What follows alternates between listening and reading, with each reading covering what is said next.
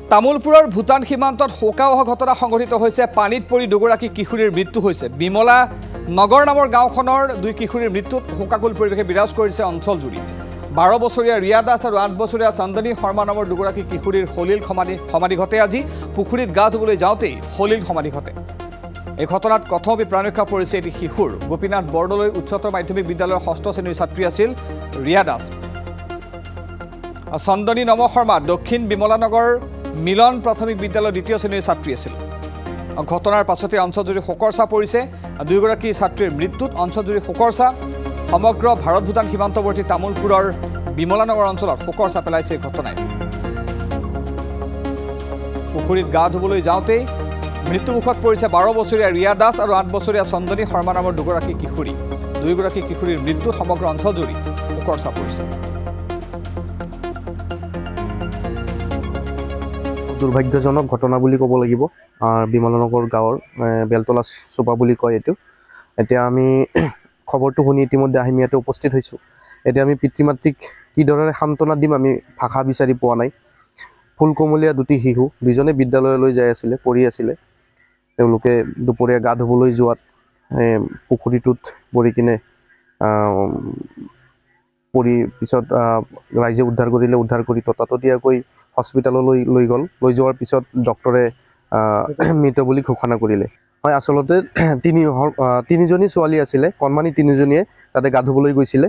তেতিয়া এজন কাষতে এজনী বিকলংগ তিৰোতা এজনী কিবা কাম কৰি আছিলে। তেখেতে এজনে চিঞৰি থকা শুনিলে।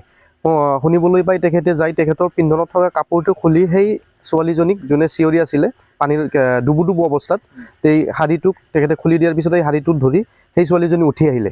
সেই ছোৱালীজনী উঠি অহাৰ পিছত সেই ছোৱালীজনী ক'লে যে মোৰ লগত আৰু দুইজনে আছিলে, দুইজন এতিয়া ডুব গ'ল। ডুব যোৱাৰ লগে লগে পানীৰ তলতে আছিলে। তো এইখিনি সময়ত এই তিৰোতাজনীও বিকলংগ আছিলে আৰু এই ছোৱালীজনী দুইজনে হাল্লা কৰাৰ পিছত তাতে ৰাইজে তাতে জমা হ'ল। ৰাইজে গম পাই যায় ৰাইজে পানীৰ তলৰ পৰা ছোৱালী দুজনীক উদ্ধাৰ কৰিলে। উদ্ধাৰ কৰাৰ পিছত ততাতৈয়াকৈ হস্পিটেললৈ লৈ গ'ল। লৈ যোৱাৰ পিছত চিকিৎসকে মৃত বুলি ঘোষণা কৰিলে।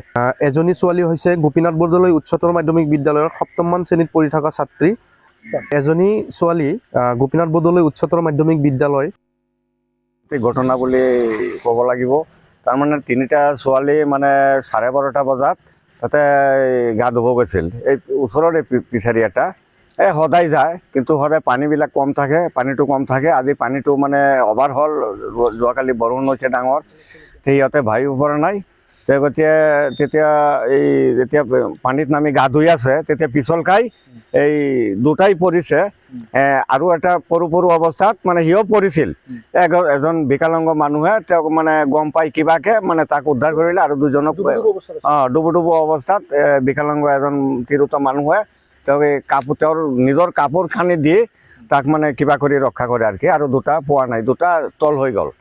পাছতে এই হৈ হাল্লা লাগাতে মানে ওচৰৰে ডাঙৰ ল'ৰা কেইটামান যায়, তাক মানে সেই বাকী মৃত ছোৱালী দুটাক পানীৰ তলৰ পৰা উদ্ধাৰ কৰে।